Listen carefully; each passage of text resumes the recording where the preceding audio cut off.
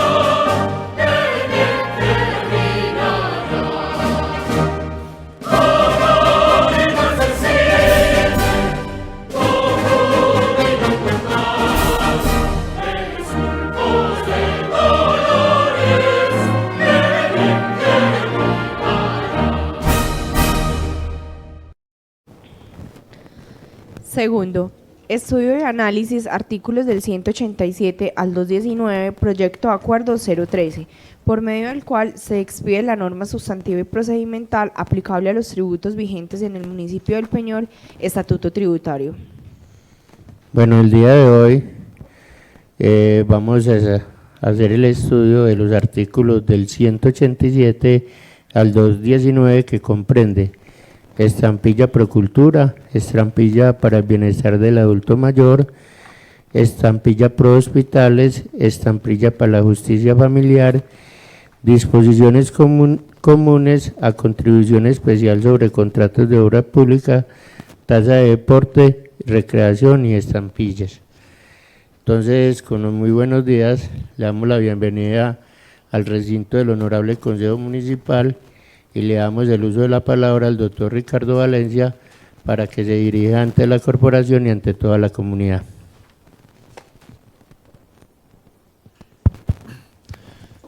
Presidente, muy buenos días, muchas gracias por el uso de la palabra, muchas gracias por la invitación y por la posibilidad de estar acá.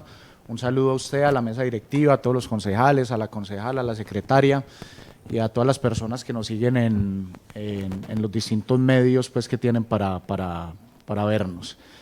De pronto, presidente, usted me disculpa, quisiera una pequeña claridad porque entendí que ayer habían alcanzado a mirar contribución especial y tasa pro deporte. No hay ningún problema, la podemos revisar nuevamente, pero entendí que ya ayer lo habíamos hecho. Porque digamos que estaba incluso en las diapositivas previas, pero pues me parece importante, si quieren las retomamos. Presidente. Bueno, entonces básicamente hoy entramos en una especie de tributos que se llaman o que se conocen como tributos documentales.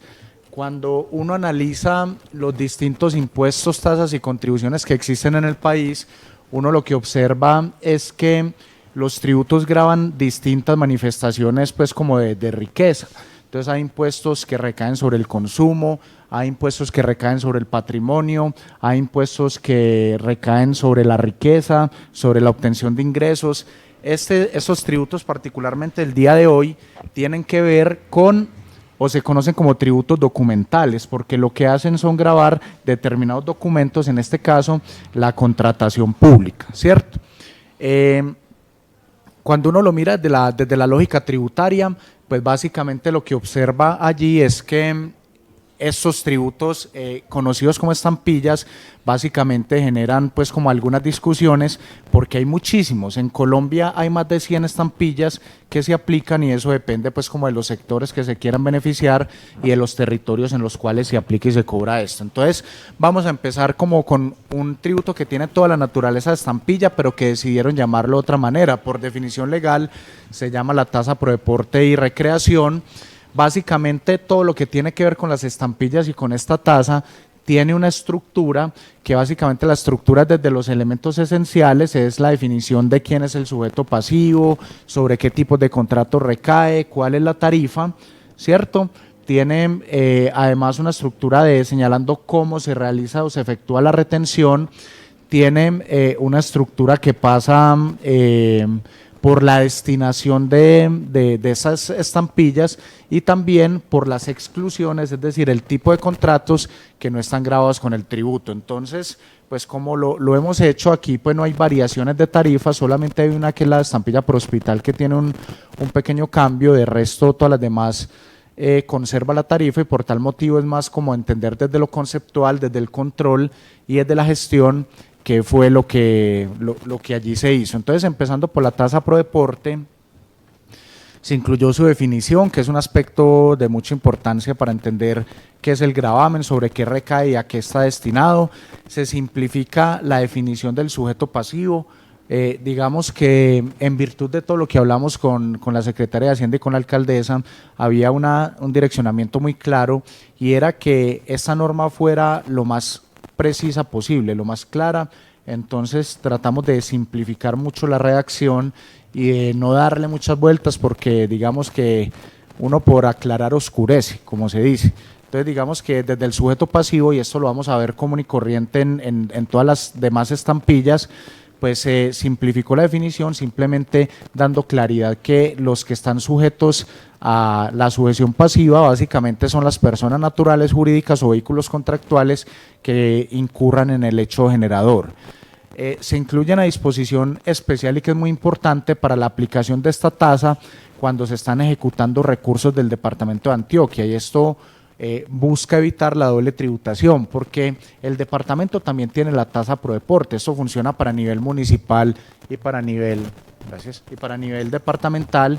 Entonces lo que ocurría es que cuando se trata de un recurso cofinanciado por la gobernación, cuando la gobernación se lo pasa al municipio, recauda la tasa, y entonces si el municipio a su vez la vuelve a cobrar sobre todo el valor, eso lo que implica es que el mismo ingreso va a estar grabado 2 veces con la tasa pro deporte, en cabeza la gobernación y en cabeza el municipio, y los recursos se minimizarían en muy buena medida. Entonces lo que se señaló aquí es una claridad, y es que cuando el recurso sea aportado por la gobernación, se cobra la tasa pro deporte del departamento, pero la del municipio no, porque finalmente quien aportó el recurso es el departamento y es quien debe quedar con ese ingreso, y así se evita la doble tributación, que recordemos está prohibida desde el punto de vista legal y constitucional.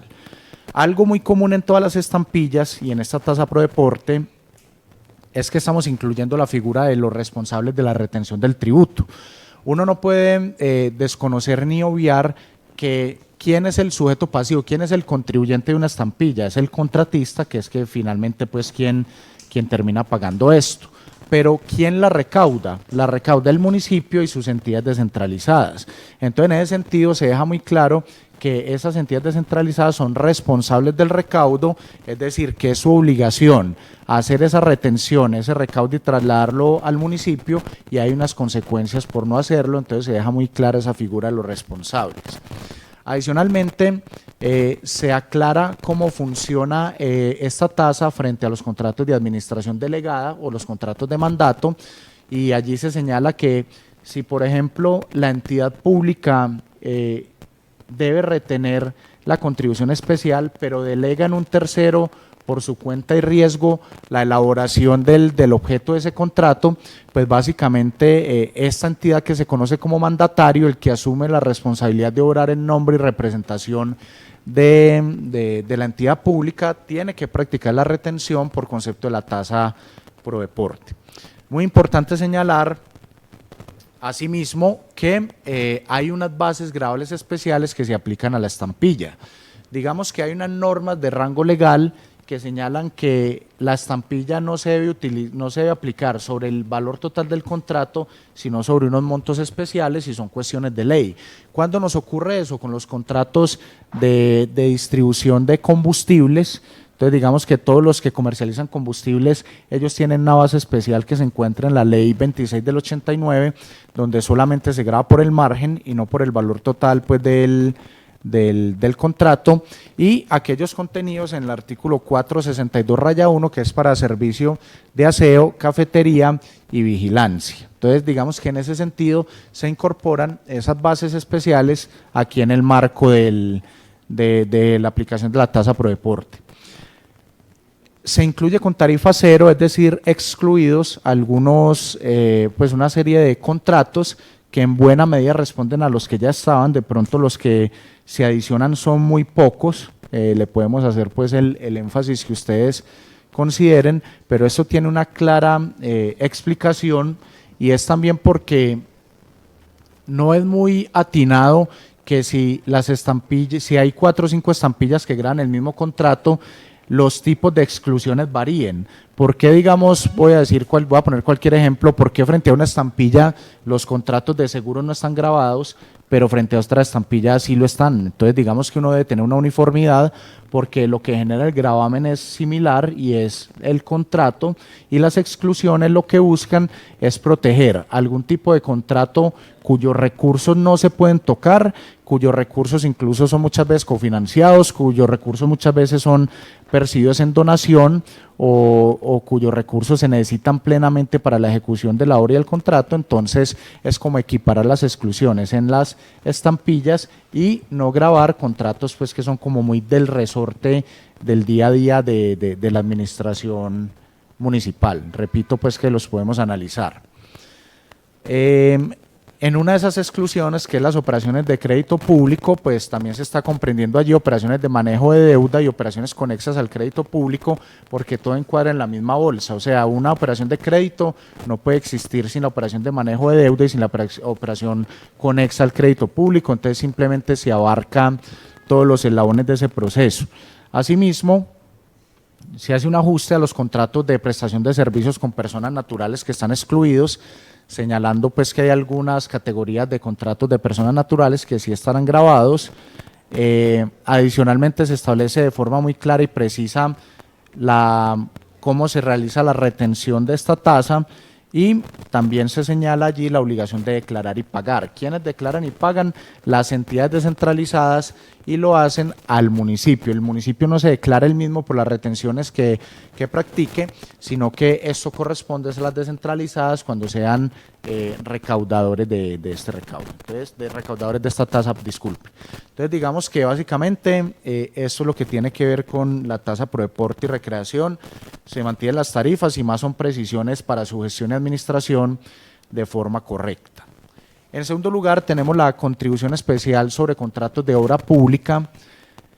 Esto se ha llamado como contribución especial o se ha llamado impuesto a la seguridad. Esto ha tenido muchos nombres porque existe hace aproximadamente 35 años, y todos los elementos de ley, o más bien el tributo, está regulado integralmente en la ley. Acá no hay mucha capacidad de manejo, ni hay mucha forma de maniobrar, sino que es adoptar el tributo y dejar como muy claramente establecidos los elementos que la ley ha traído al respecto.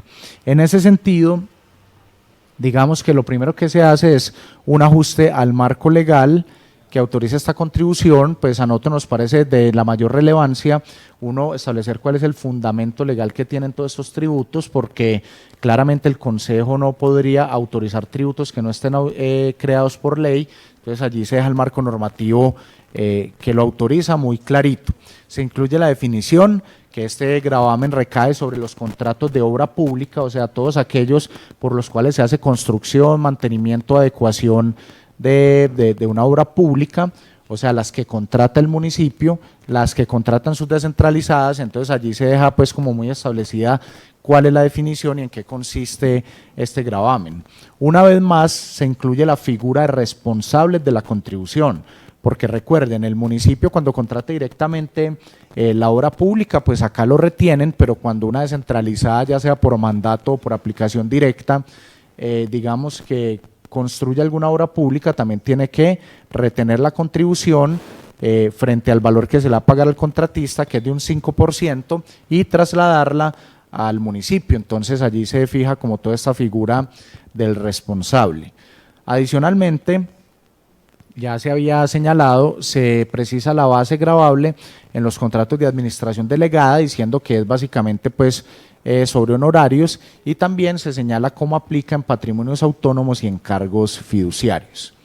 Hay una responsabilidad solidaria para esas entidades encargadas de practicar la retención de la contribución que no lo hagan.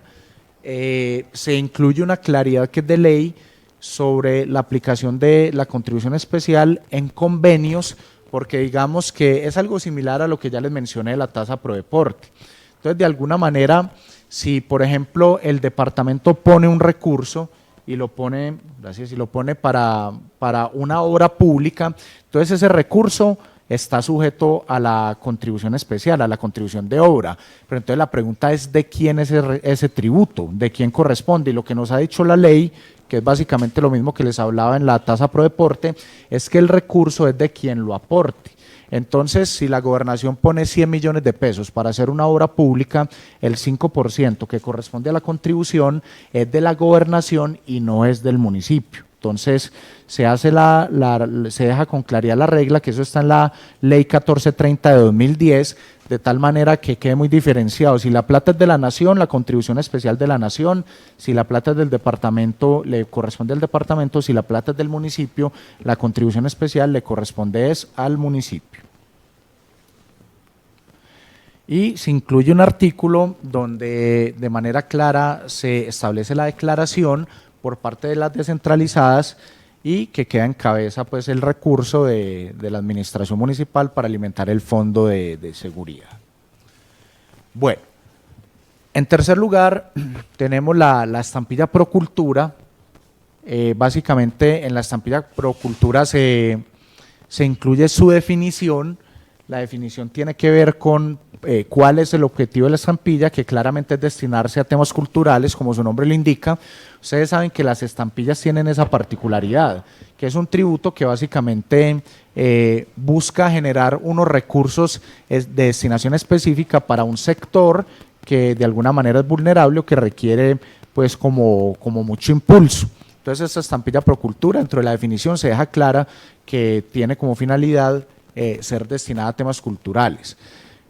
También se simplifica la redacción del sujeto pasivo, como ya lo hemos dicho en la tasa pro deporte, simplemente señalando que recae sobre quien incurra en el hecho generador. Se incluye la figura de los responsables, porque digamos que toda la contratación de las entidades descentralizadas está sujeta a la estampilla Procultura, entonces ellos empiezan a responder por ese recaudo y por su traslado efectivo al municipio. De hecho, pues así ya viene funcionando, entonces eso no tiene ninguna variación adicional. Se incluyen las bases especiales que están en ley, que ya las mencionamos, que es el tema de la gasolina y el tema de aseo, cafetería y vigilancia. Se establecen unas disposiciones relacionadas con la retención de la estampilla, en el sentido de aclarar que no se aplica sobre el anticipo, que cuando se contrate con consorcios y uniones temporales se retiene la estampilla y estas entidades deben certificarlo a cada uno de los integrantes, digamos de alguna manera también señalando cuáles son las particularidades a tener en cuenta al momento de hacer la retención. De alguna manera también se incorporan allí las disposiciones relacionadas con la declaración y pago. Las estampillas también serán declarativas por parte de las entidades descentralizadas cuando le vayan a hacer el traslado al municipio, y esta obligación de declarar pues tiene un fin claro y es poder hacer un mayor control, porque cuando al municipio única y exclusivamente le llega el recurso, pues ese recurso no es de fácil trazabilidad, no es de fácil seguimiento. Vía declaración hay una mayor precisión, hay una mayor posibilidad de hacerle un control efectivo. Se señala de forma expresa que hay una cuenta especial para manejar estos recursos, que no se, digamos, mezcle y no se confunda con otros distintos.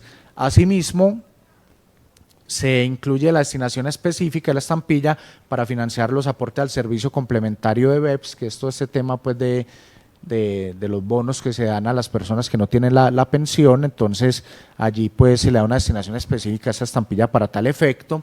Se incluyen ciertas exclusiones que para que sea acorde a todas las que se vienen manejando en las otras estampillas, pero en el 95% de los casos coincide con las que ya se viene manejando, y se ajusta la redacción también, que ya lo habíamos hablado en la tasa pro deporte, frente a la exclusión de las operaciones de crédito público, para abarcar no solo estas, sino también las operaciones de manejo de deuda y operaciones conexas al crédito público. En lo que tiene que ver con la estampilla para el adulto, para el bienestar del adulto mayor, pues claramente esto tiene un enfoque direccionado al financiamiento de los Centrovida y de toda la calidad de vida de los adultos mayores.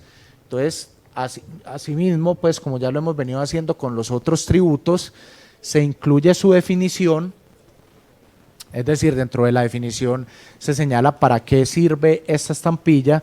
Se simplifica también la redacción del sujeto pasivo y se establece la calidad de responsables. Todas estas estampillas tienen unos ajustes muy similares, porque lo que evidenciamos es que se requería mucha estructura, o sea que se requería era más dar estructura y claridad sobre cómo se aplicaban las mismas. Entonces se deja muy claramente establecido quién es el sujeto pasivo, quiénes son los responsables, y de esta manera pues unificar su aplicación y facilitar la misma, ¿correcto?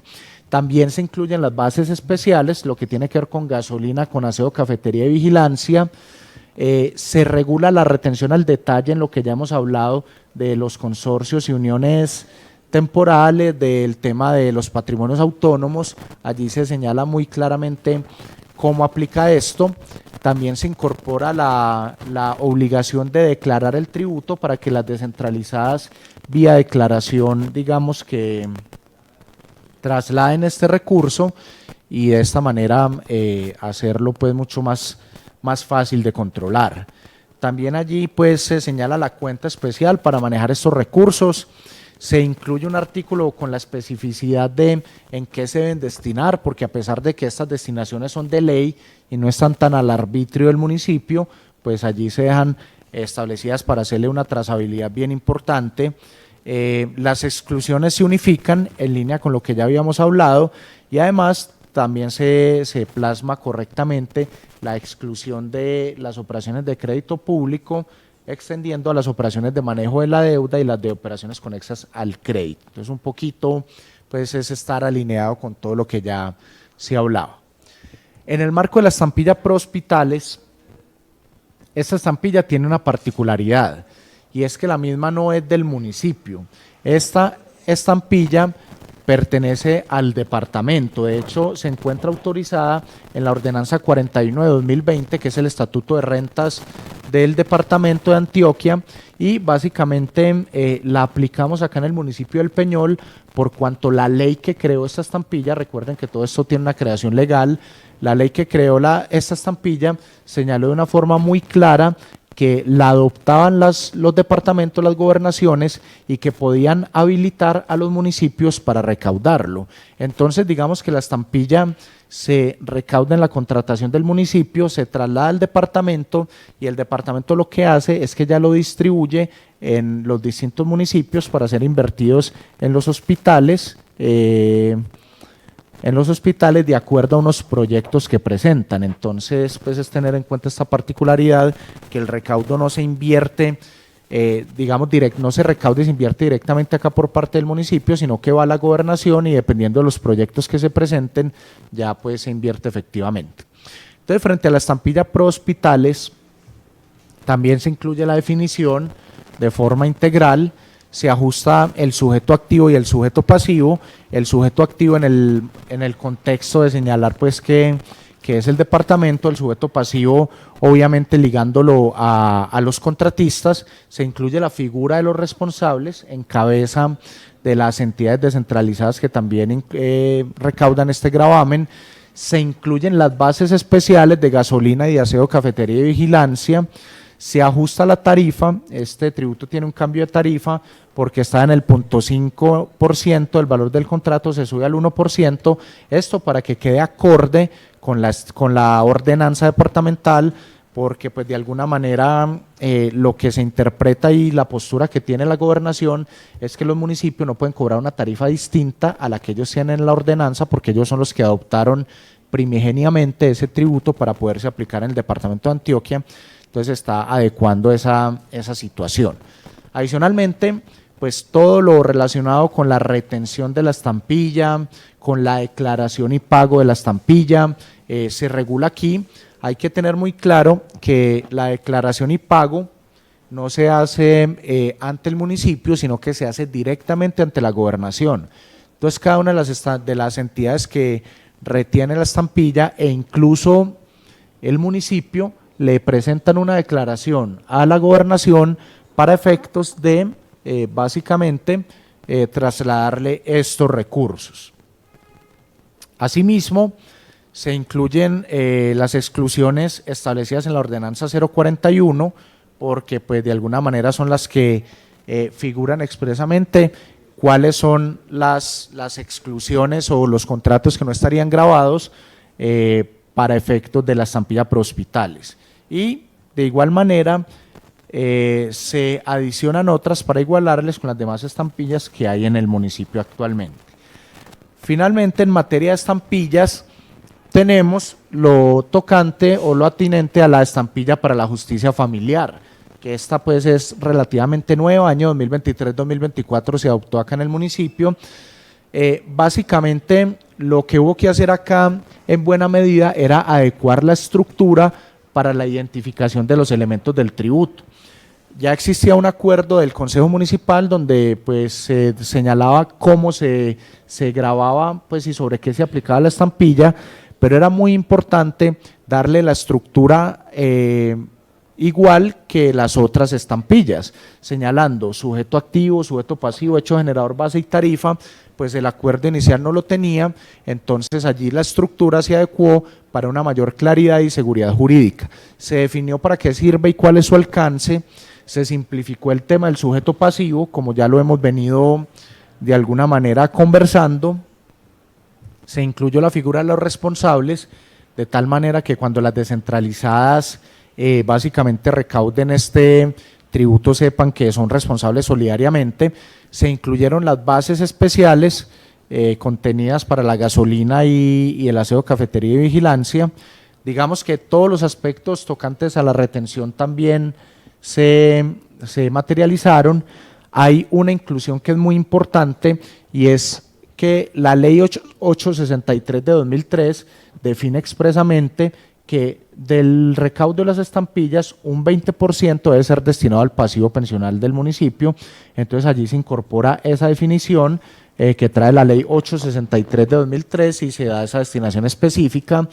Además, pues las exclusiones se unifican con todas las demás estampillas y con la tasa pro deporte y pues básicamente se aterriza y se precisa cuáles contratos de personas naturales están grabados con la estampilla y cuáles no, y se ajusta la redacción, digamos que para efectos de los contratos y las operaciones de crédito público, deuda pública y las conexas a ellos.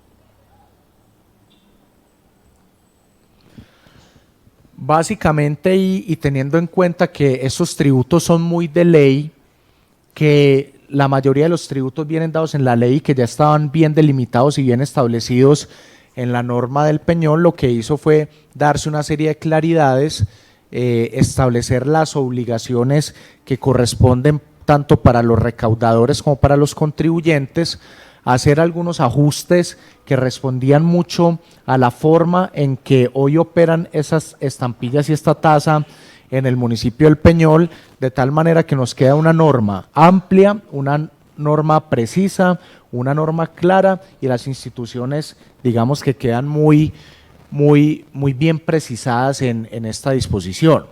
Si usted me lo permite, señor presidente, yo quisiera pues como hacer referencia a dos temas adicionales frente a todo lo que venimos hablando. Lo primero ya son las disposiciones comunes que aplican pues para todas las estampillas y lo segundo es abordar de forma muy rápida y muy sencilla lo que tiene que ver con las sanciones y con el procedimiento tributario, que de pronto no estaban pues tan en el orden del día, pero que sería bueno hacer como referencia a ellas porque ya con eso pues terminamos de abordar pues en este primer barrido todo el tema del estatuto tributario, ¿cierto?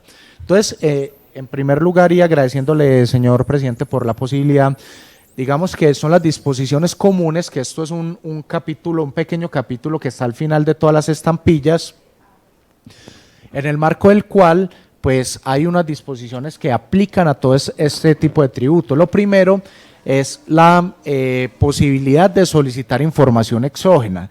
Entonces miren que actualmente la información exógena es el mecanismo por el cual la administración controla más eficientemente los impuestos a su cargo.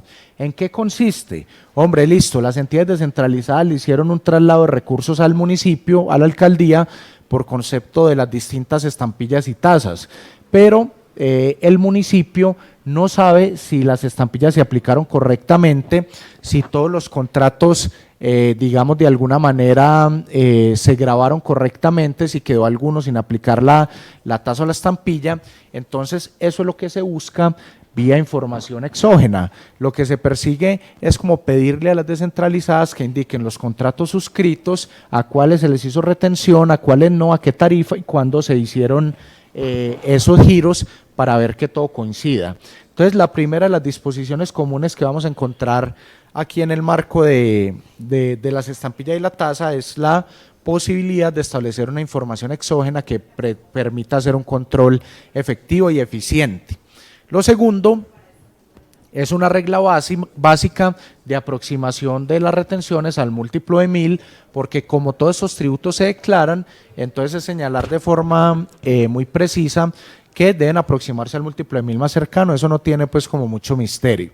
En tercer lugar, se señala que en todos los documentos donde se plasmen en las certificaciones que se expidan al contratista debe quedar muy clara las retenciones que se le practicaron por estampilla y por la tasa para que de alguna manera haya claridad al respecto. En cuarto lugar, se incluye, pues se define qué se entiende por administración central, porque en los hechos generadores de la estampilla se habla de administración central, entonces esto puede ser fácilmente interpretable de diversas maneras. Entonces lo que se busca es precisar que por administración central se entiende a la alcaldía, al consejo y digamos a la personería, ¿cierto? Que allí se entienden incluidas de tal manera que también sus contratos están grabados con esas estampillas. Y en último lugar, un régimen de transición normativa similar al que veíamos para el impuesto de alineación urbana, que pues acá se señala de forma precisa que estas modificaciones a las estampillas entran en vigencia a partir del 1 de enero, entonces todos los, pues porque digamos que si ustedes le dan la venia al proyecto de acuerdo, pues obviamente esto debe quedar sancionado y publicado en diciembre y por tal motivo a partir del 1 de enero aplicaría plenamente esta situación. Listo. Digamos que con ese barrido de las estampillas, lo que se está logrando es agotar en esta primera ronda todos los tributos que contienen el estatuto tributario que se propone ante este honorable consejo. Lo que se quisiera en este momento, pues yo lo hago lo más brevemente posible, es hablar un poco del tema de sanciones y procedimiento, porque pues básicamente las sanciones y procedimiento cuando ustedes lo evalúan en el marco del estatuto son casi la mitad de los artículos, o sea casi la mitad de los artículos se encuentran relacionados con las sanciones y procedimiento, y acá hay un tema que es muy claro, y ese tema claro es que la mayoría de esos artículos son de ley, porque la ley 788 de 2002 en su artículo 59 obligó a las entidades territoriales del país a adoptar el régimen sancionatorio y los procedimientos tributarios que tiene el Estatuto Tributario Nacional. Entonces, sin importar que yo incumpla una obligación a nivel de DIAN, a nivel del departamento, a nivel del municipio, a mí me van a aplicar unas normas similares porque la ley obliga a remitirse al Estatuto Tributario Nacional. Entonces eso es como para que ustedes tengan muy bien dimensionado que todo el tema procedimental y sancionatorio, que insisto, es casi la mitad del estatuto, son tomados de la ley. Ahora, ¿qué es lo que permite la ley? Básicamente, disminuir el valor de las sanciones o simplificar los procedimientos. Entonces uno los debe acoger, pero puede adecuar esas normas a la naturaleza de los tributos municipales, porque no es lo mismo el impuesto de industria y comercio que el impuesto de renta ante la DIAN. Entonces ahí sí le dan pues como a uno, a la entidad territorial, muchas facultades, muchas posibilidades para disminuir montos de sanciones y adecuar procedimientos. En ese sentido, y haciendo en primer lugar referencia al régimen sancionatorio, lo primero que debemos comprender es que en materia tributaria hay tres tipos de obligaciones. Hay una obligación de dar, que es el pago del impuesto, hay una obligación de hacer, que son unas obligaciones, se llaman sustantivas, sustanciales, que es por ejemplo inscribirse, presentar declaración, practicar retención cuando corresponda, reportar la información a que haya lugar, o sea, son una serie de obligaciones formales, sustantivas, que deben ser cumplidas por los contribuyentes. Y hay una obligación de no hacer, que es la prohibición de evadir, ¿cierto?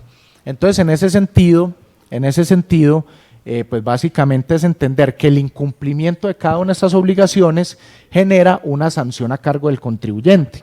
¿Por qué? Pues porque si todo el mundo cumpliera en debida forma con sus obligaciones, con sus cargas, pues todo fluiría muy bien. Pero como hay tantos incumplimientos, la norma lo que hace es establecer una sanción, pues que básicamente las sanciones son por cada tipo de infracción que se presenta. En ese contexto, lo primero es señalar que las principales sanciones que se aplican en materia tributaria se mantienen, o sea, no sufren cambio alguno. Entonces, por ejemplo, la sanción por extemporaneidad que se presenta por el hecho de presentar una declaración fuera del término se mantiene igual. La sanción por corrección, que se presenta, como su nombre lo indica, por corregir una declaración aumentando el valor a pagar, se mantiene igual. La sanción por corrección aritmética, que es la que se aplica por errores en las operaciones matemáticas, se mantiene igual. La sanción por inexactitud, que es aquella que se aplica cuando el municipio, desde la Secretaría de Hacienda, inicia un proceso para modificar la declaración del contribuyente, se mantiene igual. Los intereses moratorios que se aplican por la falta de pago del contribuyente se mantiene igual.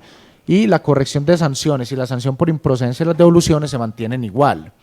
Básicamente, ¿dónde hay unos cambios? En una sanción que es muy relevante y que es muy gravosa, que se llama la sanción por no declarar. Esta sanción se aplica cuando un contribuyente tenía que declarar y no lo hizo. La administración lo requiere y él, a pesar de haber sido requerido, continúa con esa omisión, o sea, no declara a pesar de haber sido requerido. En ese momento nace una sanción, esta sanción que es la de por no declarar, y este tipo sancionatorio en el municipio estaba muy alto porque correspondía al 20% de los ingresos brutos. Es decir, si usted en el año hizo 100 millones de pesos y no presentaba la declaración, a usted le pueden aplicar le pueden aplicar en este momento un 20% de ese ingreso bruto, pagaría 20 millones de pesos. Lo que se está proponiendo acá es disminuir la sanción por no declarar del 20% al 5%.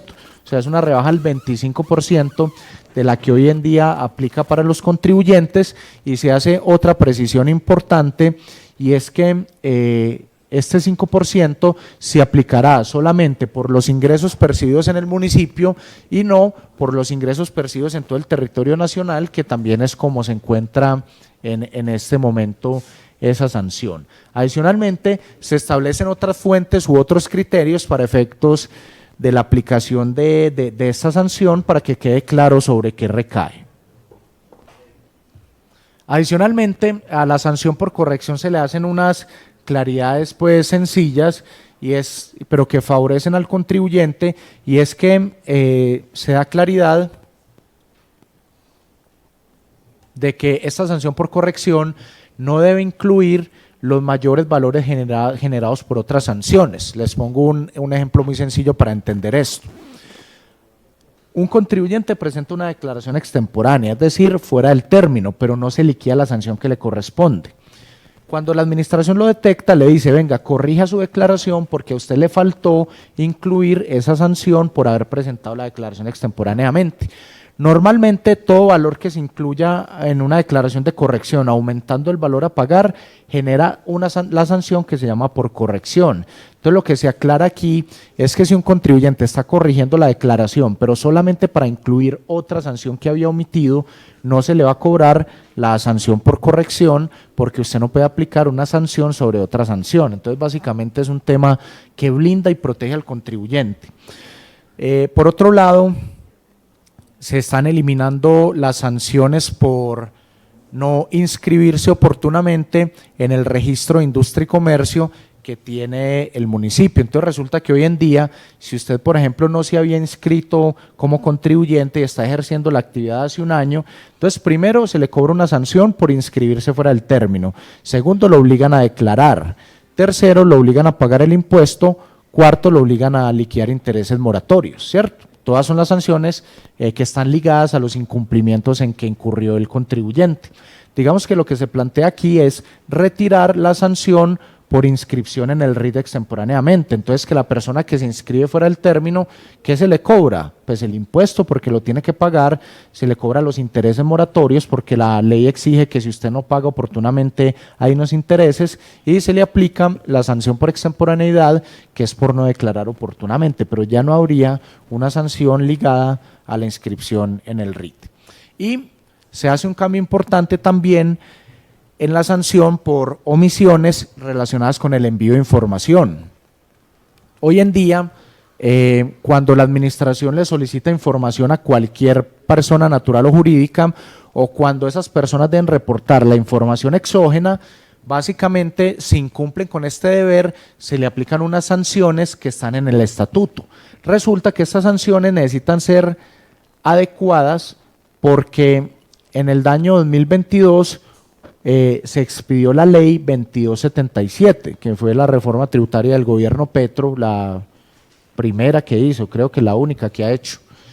Básicamente allí se modificó la sanción por omisiones en el envío de información, disminuyéndola. Entonces acá lo que se está planteando es adecuar la sanción que hay actualmente en el estatuto y disminuirla según lo que hoy en día señala la ley, blindando al contribuyente, dándole seguridad jurídica y adecuándolo a la norma nacional. Eso a grandes rasgos es lo que tiene el tema sancionatorio. Entonces lo primero es entender que obligatoriamente en materia tributaria tienen que existir unas sanciones, ¿cierto? Esas sanciones se aplican por el incumplimiento de obligaciones tributarias. La mayor cantidad de esas sanciones se están manteniendo y hay algunas que se están disminuyendo o eliminando, pues digamos que para no ser tan gravosas para el contribuyente. Ya lo que nos queda es el procedimiento tributario. El procedimiento tributario tiene más de 200 artículos. Les insisto, si ustedes me lo permiten, que estos son retomados de ley. Básicamente aquí el poder de disposición que tiene el municipio frente a esto es limitado. A lo sumo puede simplificar procedimientos, pero sí queríamos mostrarles pues como a grandes rasgos qué es lo principal que se modifica en el procedimiento tributario. Y tiene que ver en primer lugar con el registro de información tributaria, lo que coloquialmente conocemos como el RIT. Porque básicamente el RIT es como ese registro que tienen que hacer todos los contribuyentes que realizan actividades gravadas con industria y comercio en el municipio del Peñol. Entonces resulta que en la norma actual este registro, que es súper importante. ¿Y por qué es tan importante? Porque digamos que es el que le indica a la administración quiénes son sus contribuyentes de industria y comercio, ¿sí? Digamos que para la administración tener su base de contribuyentes clara y expresa es sumamente importante, por cuanto sabe quién es el que le tiene que declarar y quién es el que le tiene que pagar. Entonces, lo que evidenciamos es que la norma actual no regula integralmente el RIT y esto ya se logra pues con la propuesta que ustedes tienen en su poder, porque allí se establece el RIT como el mecanismo oficial para identificar, ubicar y clasificar al contribuyente. Y se identifica porque allí está el nombre y está el número de identificación, se ubica porque allí está la dirección física y el correo electrónico, y se clasifica porque se señala en cuál régimen o cuáles regímenes aplican para los contribuyentes. Adicionalmente, se regula de forma expresa cuáles son los trámites que deben hacerse en el RIT. En primer lugar, una inscripción, o sea, todos los contribuyentes que inician actividades se deben inscribir. También hay que hacer unas actualizaciones, es decir, si el contribuyente cambia un dato frente a su razón social, frente a la dirección, frente al correo electrónico, debe actualizarlo.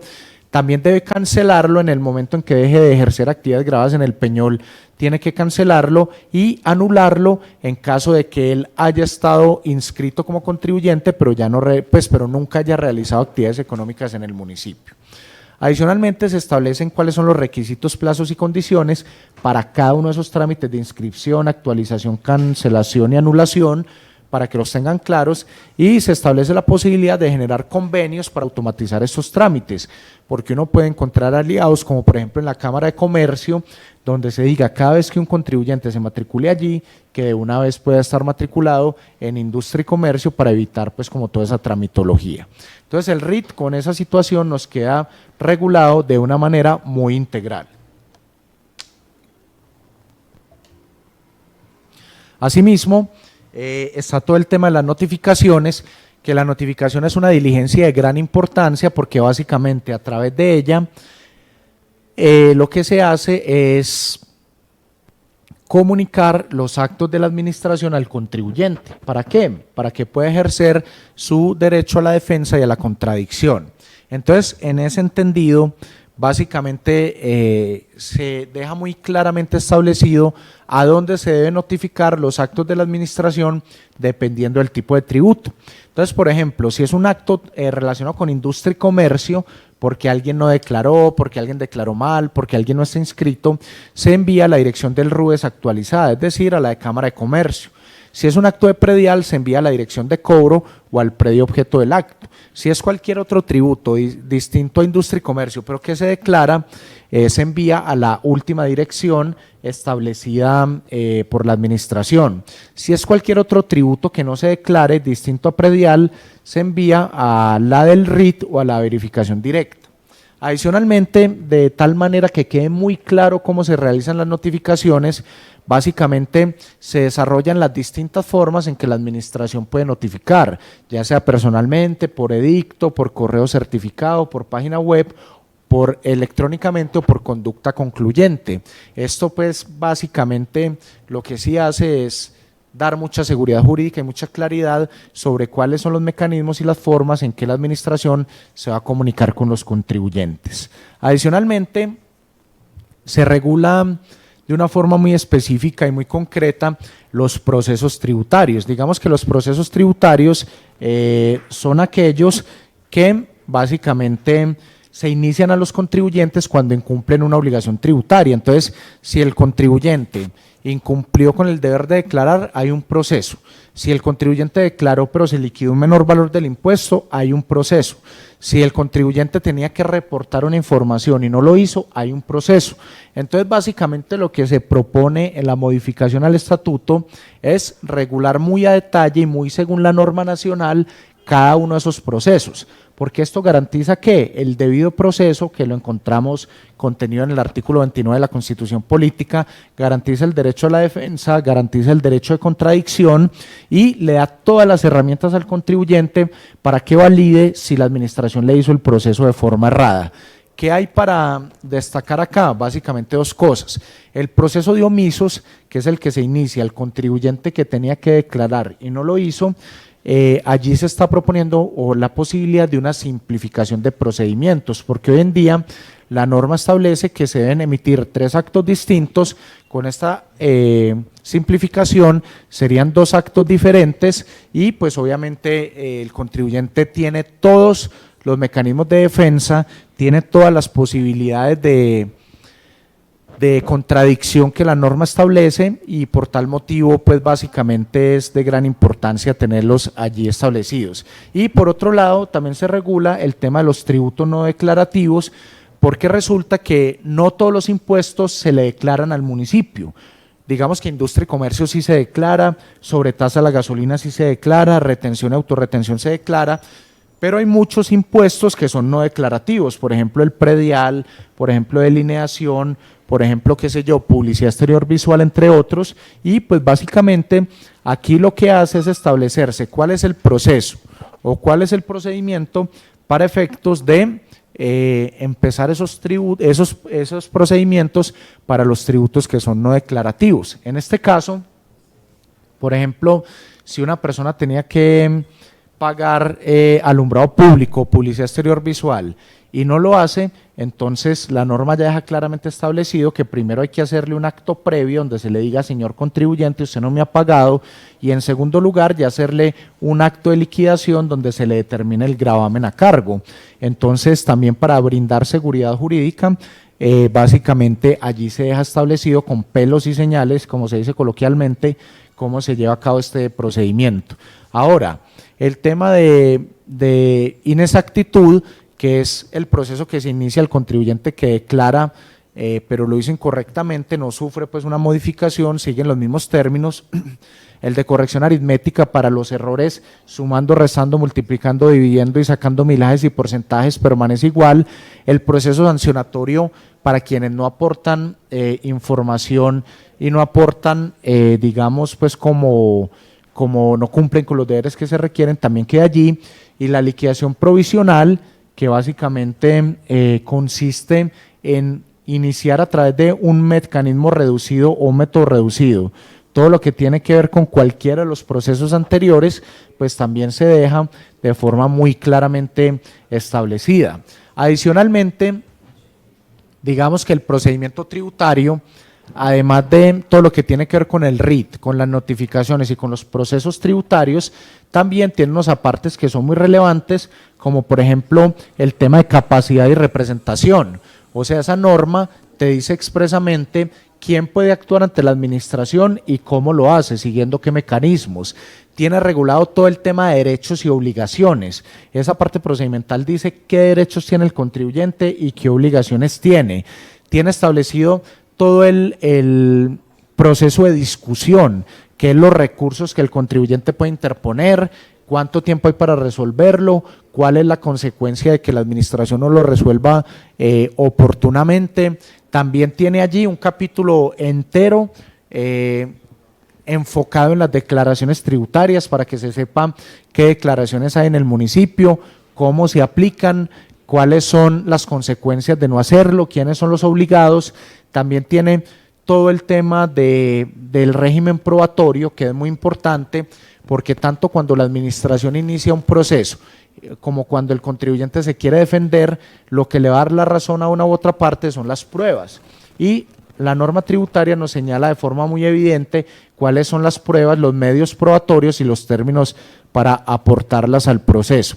Y finalmente tiene puesto el capítulo del tema de procedimiento de la forma de extinguir las obligaciones tributarias, es decir, esos mecanismos, esos métodos y esas formas en que los contribuyentes pueden extinguir las obligaciones, que no es solo a través del pago, sino también a través básicamente de la compensación, de la prescripción, de la remisión, ¿por qué no de la dación en pago, del mecanismo de obras por impuestos, entre otros? Entonces digamos que también la parte procedimental tiene una forma de extinción de la obligación tributaria.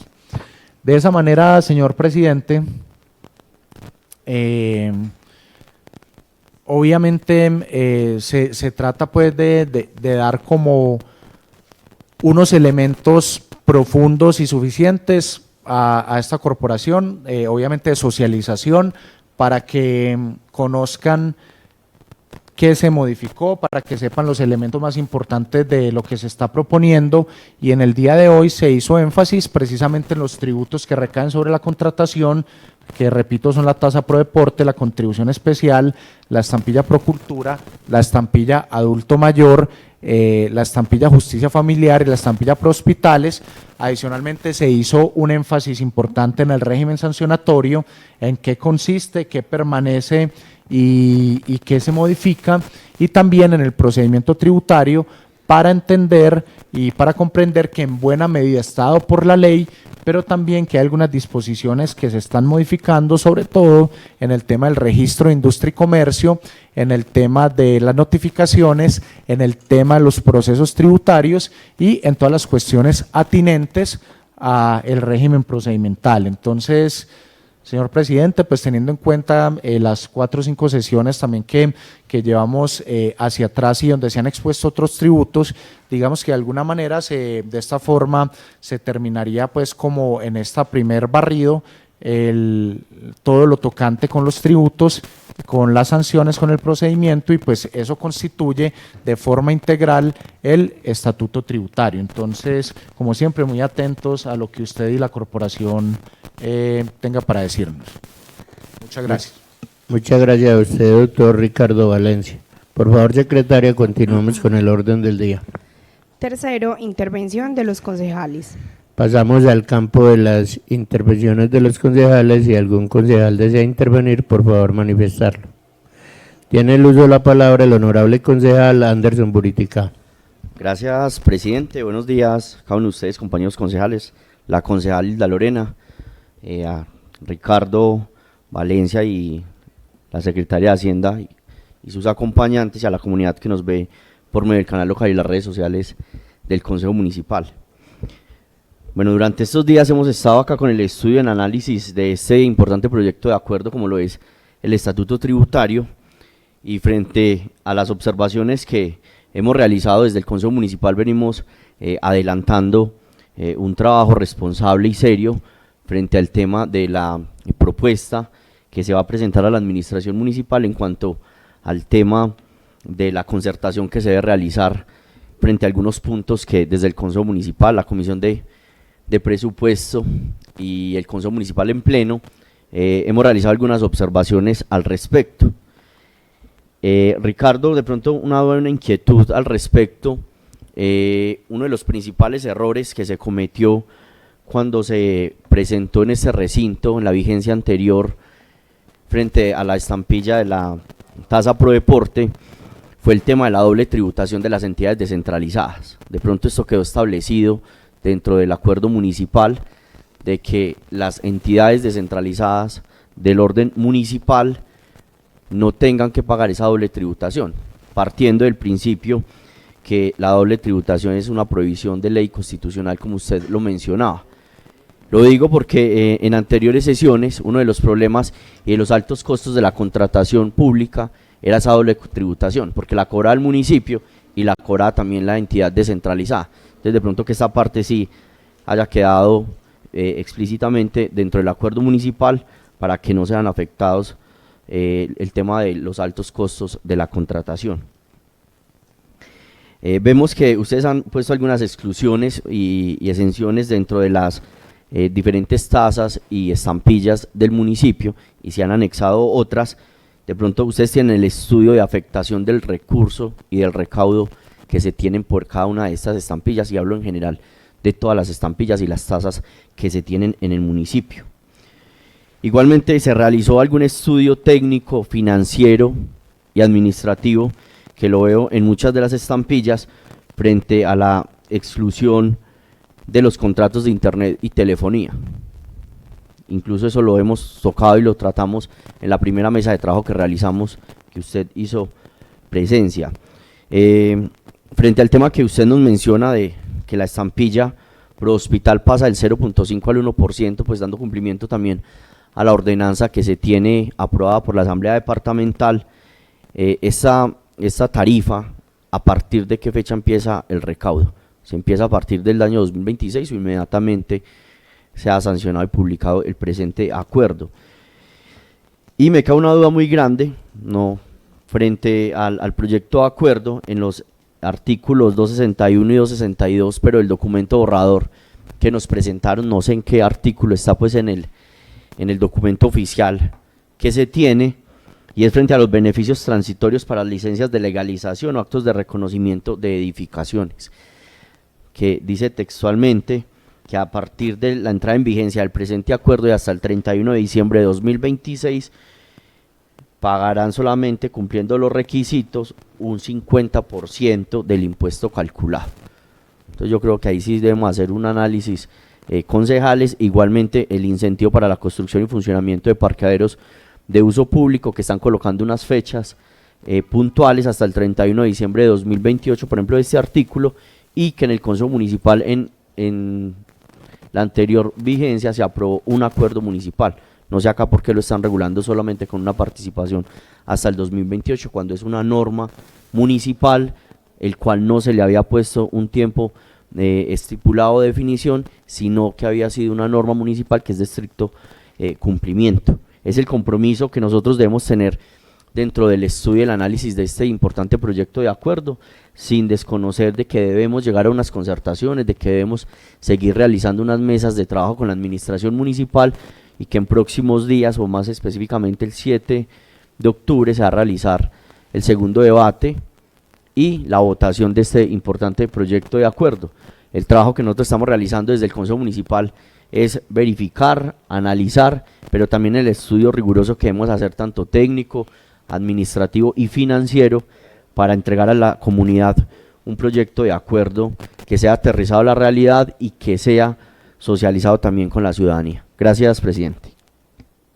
Gracias a usted, honorable concejal Anderson Buritica. ¿Algún otro concejal que desee intervenir?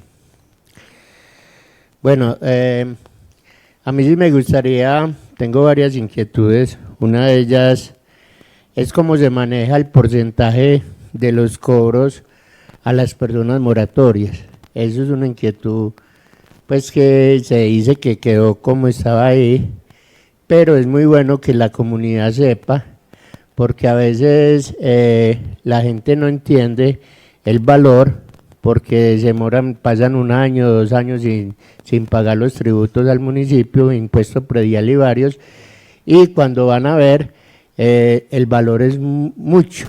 Entonces la gente, a uno en la calle le dicen jocosamente, hombre, ¿a cómo es que cobran el interés allá? O allá no reciben una platica para que para uno prestarles. Entonces, ese sería como uno de los temas. El otro, usted nos dice, doctor Ricardo Valencia, que en las estampillas no se aplica al valor total de un contrato, más o menos cómo se hace, ¿cierto? Por decir, una obra está en el SECO por 1.500 millones, entonces lo que yo le entiendo a usted es que no se le aplica la estampilla a los 1.500 millones. Lo otro, pues sí es bueno que nos contaran cuáles las otras exoneraciones, pues yo lo vi ahí por encimita, pero sí me gustaría saber mucho y apoyo pues la pregunta que hace el honorable concejal Anderson, si ya estudiaron cuánto va a estar o va a disminuir en las estampillas que se recaudan. Lo otro, del tema de las sanciones por declarar, pues me parece que le hacen una rebaja importante porque fue el año pasado, Olguita, si no estoy mal, ¿cierto?, que mucha gente le tocó pagar estas sanciones debido a esto, y era como unos pagaban 216, otros 300.000 pesos, entonces es como eso, pero yo creo que lo más importante a que yo voy a esto es en el tema de seguir, Olguita, es informando a la comunidad con respecto a los pagos. Yo digo que lo más importante, y siempre he sido, si acá vienen jefes de espacio y yo digo, hombre, aquí hay mucho por mostrar, pero también hay mucho por informar, que la gente no se desinforme. Por ejemplo, ese caso que yo comenté ahí de los cuánto le cobran por usted demorarse por no pagar oportunamente, eso es muy bueno que la comunidad lo sepa. Hombre, es que son el 5, el 4, el 3% porque usted se demoró para pagar. Hombre, que la gente se financie, balancee. Hombre, no, es que si yo me demoro para pagar, me va a tocar pagar 4 veces lo que es. Entonces es más fácil buscar los recursos, pagar el impuesto predial y no asumir estas sanciones de pagos de intereses. Por acá, bueno, ya lo de la autónoma también, iba a preguntar sobre cómo se manejaba el tema de los dobles tributos de la autónoma, el honorable concejal Anderson ya también. Pues no me queda como más en el momento, si algún otro concejal desea intervenir.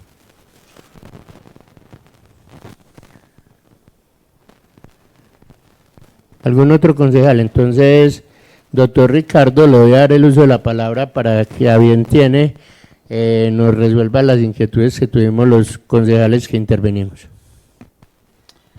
Muchas gracias, presidente. Y yo les hago una claridad que cuando estoy acá pegado escribiendo es con las anotaciones, pues no chateando. Les agradezco mucho los comentarios. A ver, al concejal ponente, básicamente que nos plantea varias inquietudes.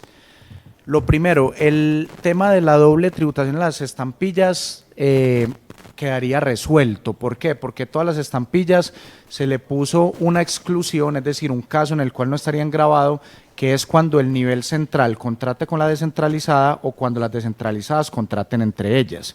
Entonces ahí no se generaría la estampilla. Cuando se genera la estampilla ya es cuando la descentralizada contrate pues como con el tercero, entonces el recurso se salvaguarda, y eso, ponente, yo lo quisiera como conectar con lo que les decía del departamento de Antioquia, que eso lo hicimos pues se estableció frente a la estampilla, a la tasa pro deporte, y es que si el departamento aporta una plata para una obra y ellos le cobran la tasa, y además nosotros acá también le cobramos la tasa, ocurre exactamente lo mismo, entonces también se dejó como una regla claramente establecida. Eso es lo primero.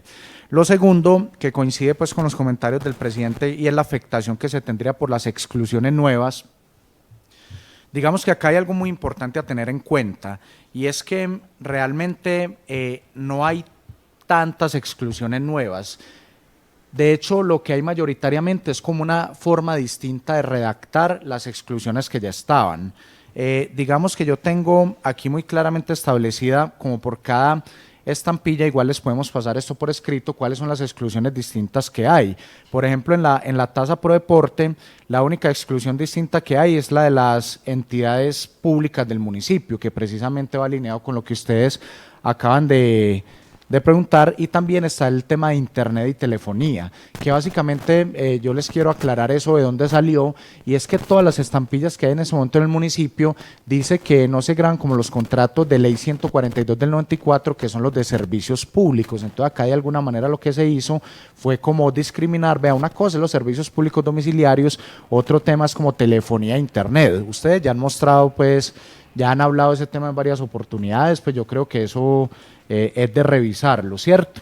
En la estampilla Procultura, básicamente las exclusiones es la inclusión expresa de lo que se llaman convenios solidarios, de un tipo de convenios que no está incluido, que el convenio solidario es con las juntas de acción comunal, pero a su vez las juntas de acción comunal ya estaban como una exclusión. Entonces acá no es que esté excluyendo como algo nuevo, porque ya los contratos con juntas de acción comunal están expresamente excluidos. Entonces, digamos que para dar una claridad jurídica se incluyeron los convenios solidarios, pero eso no tiene impacto.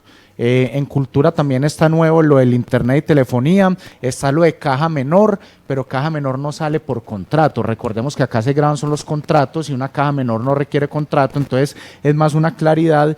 Y están los contratos que no generan un desembolso por parte de la alcaldía, porque es que miren lo que ocurre.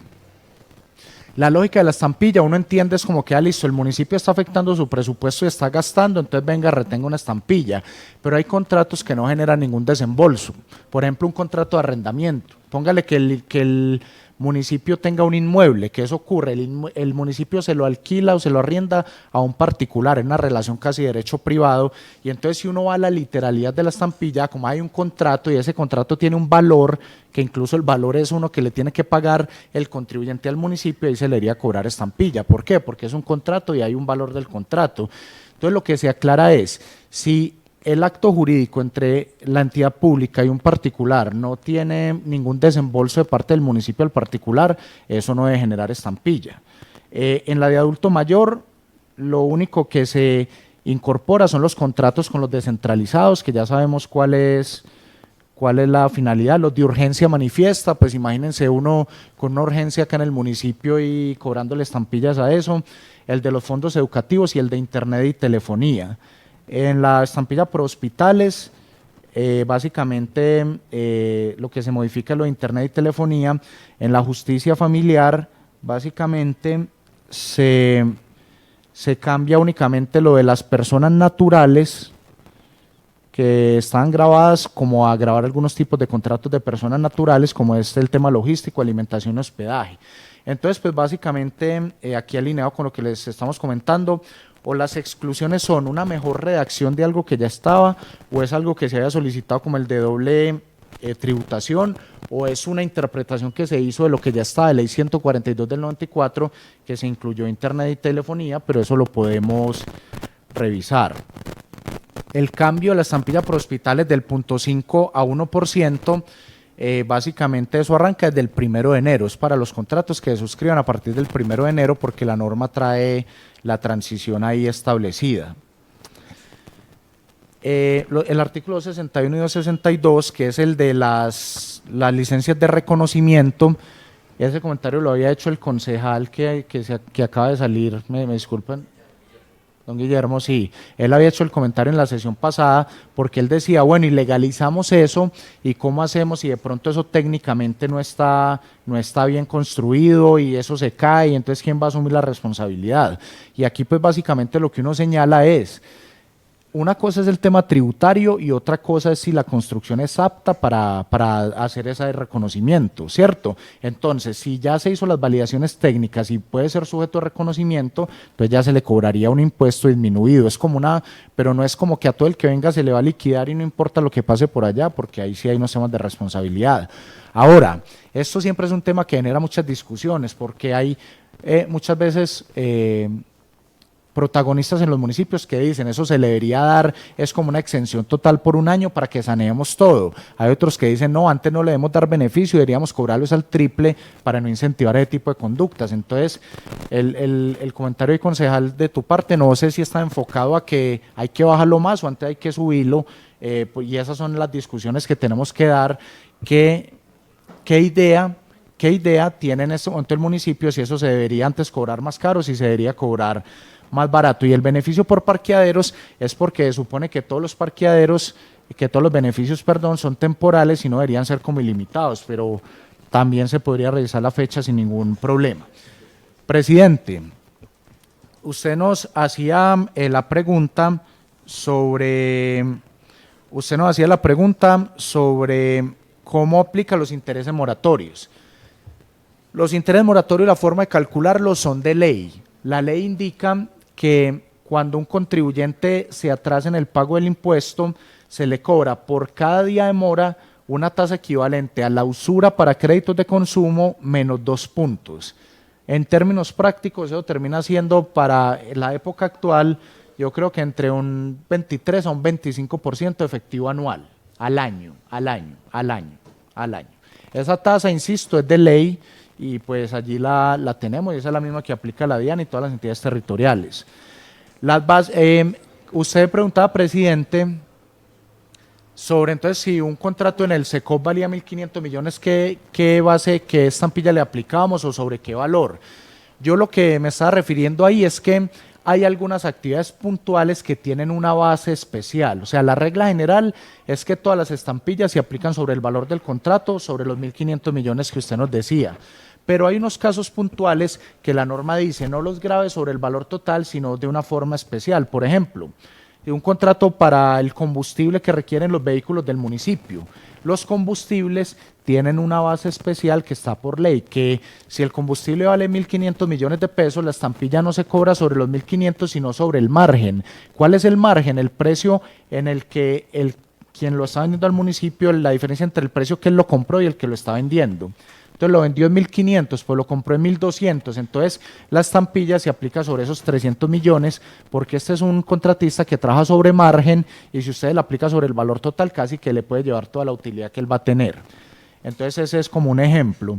La sanción por no declarar, pues sí se hace una disminución importante porque se considera que estaba muy alta y que pues no sea tan lesiva para los contribuyentes, pero también es de aclarar que esta sanción se aplica cuando el proceso tributario va muy adelantado, cuando va muy adelante, porque primero acá normalmente se le hace un persuasivo, señor contribuyente, venga, acérquese, no ha presentado la declaración, se habla con él, si él no atiende el persuasivo, después se le hace un acto que pues sin entrar en tecnicismos que se llama emplazamiento para declarar. Ahí se le da un mes al contribuyente para que declare. Entonces ya llevamos persuasivo, ya llevamos emplazamiento y es solo cuando él no atiende esas dos instancias que va una tercera, que es la sanción por no declarar. Allí sí se le aplica ese 5% que se está proponiendo, que yo quisiera hacer una anotación que me parece importante y es que en materia sancionatoria hay un principio que se conoce como el de favorabilidad. Implica que los contribuyentes que por alguna razón hayan sido sancionados con ese 20% pueden pedir, si esta norma se aprueba que le apliquen ese 5% porque le es más favorable. Entonces eso carga con un tema de favorabilidad. Ahora, presidente, yo creo que como sabemos que ese tema de estampillas ha generado, las exclusiones han generado pues, digamos, preocupaciones, podríamos traer como un comparativo como muy definitivo sobre qué estaba, qué hay nuevo, pues o sea, cómo quedó y por tal motivo cuáles son las nuevas, como para que ustedes lo vean ahí muy claramente y obviamente pues tratamos de sacarle a su impacto, aunque insisto, más allá, miren que por cada estampilla habrán 2 o 3, alguna de esas es por un tema de redacción, otras es por un tema de doble tributación y otras sí las podemos entrar a revisar. Entonces, presidente, eso es lo que yo apunté acá mientras ustedes hablaban. Muchas gracias. Muchas gracias a usted, doctor Ricardo Valencia. No, a mí me quedó otra y es, usted nos dijo que hay contratos con personas que sí está grabado en la estampilla. ¿Cuáles son esos contratos? Tiene el uso de la palabra el honorable concejal Anderson Buritica. Gracias, presidente. De pronto, Ricardo, se le escapó el artículo 264, que habla de la construcción y funcionamiento de parqueaderos de uso público.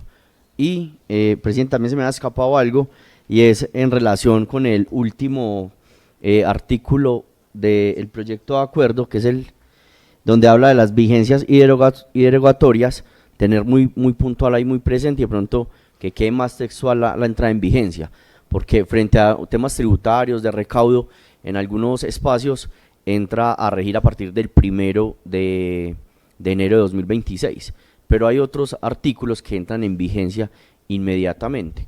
Entonces, como para tener todo ese tema de blindaje jurídico, que quede bien organizado el documento, tratar también como de reorganizar ese artículo.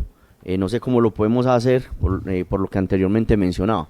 Hay unos que entran a regir a partir del 1 de enero y textualmente dice que el presente acuerdo municipal entra a regir a partir de la vigencia de publicación y sanción. Gracias, presidente. Gracias a usted, honorable concejal Anderson Buritica. Tiene el uso de la palabra nuevamente don Ricardo Valencia para que nos aclare estas dudas que tenemos.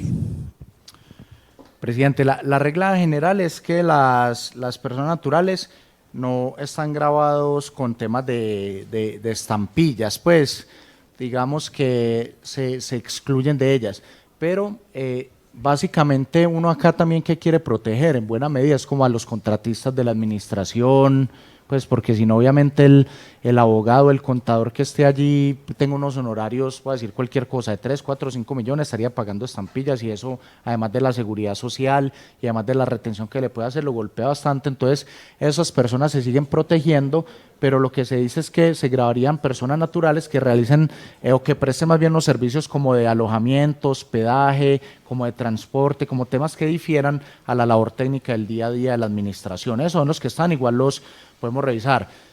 Concejal ponente, no, realmente a la inquietud sí le di respuesta. Básicamente lo que se le dijo es,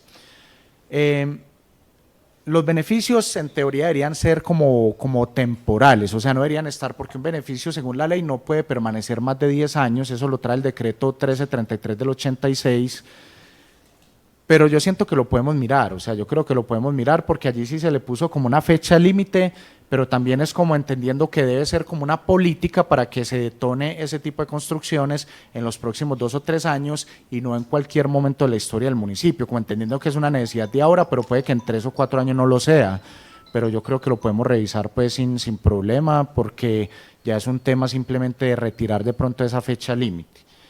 Y a mí me parece muy válida, como muchos de los comentarios que ha hecho, que revisemos la entrada en vigencia. Digamos que acá el modelo que se adoptó fue más como decir que todo, bueno, usted tiene razón en algo, porque pues o tiene razón en mucho o en todo, porque a ver, la entrada en vigencia dice como con la sanción del acuerdo, pero lo cierto es que en materia tributaria hay unas reglas que vienen de la Constitución y dice que cuando es un impuesto de periodo, digamos que eso sí tiene que esperar obligatoriamente al otro año, ¿cierto? Digamos que los artículos que pueden arrancar inmediatamente, los impuestos y las medidas que pueden arrancar inmediatamente, de alguna manera hay como un régimen de transición que dicen que esto arranca ya, pero yo creo que lo podemos hacer mucho más claro, pues como de alguna manera que se diga que todo entra en vigencia al siguiente año, excepto lo que allí se plantee que rige inmediatamente. No sé, pues la fórmula la encontramos, pero muy importante el comentario. Muchas gracias. Bueno, entonces muchas gracias, doctor Ricardo Valencia. Le voy a dar el uso de la palabra para que se despida ante la corporación y ante toda la comunidad. Presidente, muchas gracias a ustedes, como siempre, pues por escuchar con atención, por ser propositivos, por el interés que le han puesto a este proyecto de acuerdo. Saben que estamos pues acá como con toda la apertura y con toda la disponibilidad para conversar de estos temas que son complejos, que hay veces son densos, pero que siempre lo que hemos tratado es de que el lenguaje sea lo más sencillo posible y con toda la transparencia para poder trabajar esto con ustedes de la mano y con toda la confianza. Muchas gracias y que tengan un feliz día. Muchas gracias a usted y un feliz día también. También agradecer la presencia de la secretaria de Hacienda, Olga, y su acompañante. No siendo más, y siendo las 11:31 de la tarde, de la mañana, damos por finalizada la sesión correspondiente al día de hoy y los invitamos para el día de mañana a las 5 de la tarde. Cuarto, himno al municipio del Peñol.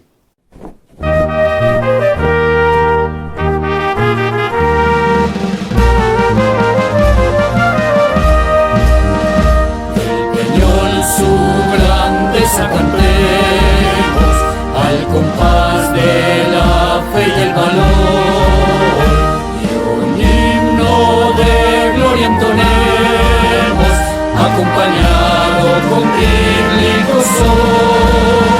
Y un himno de gloria entonemos, acompañado con bíblico son.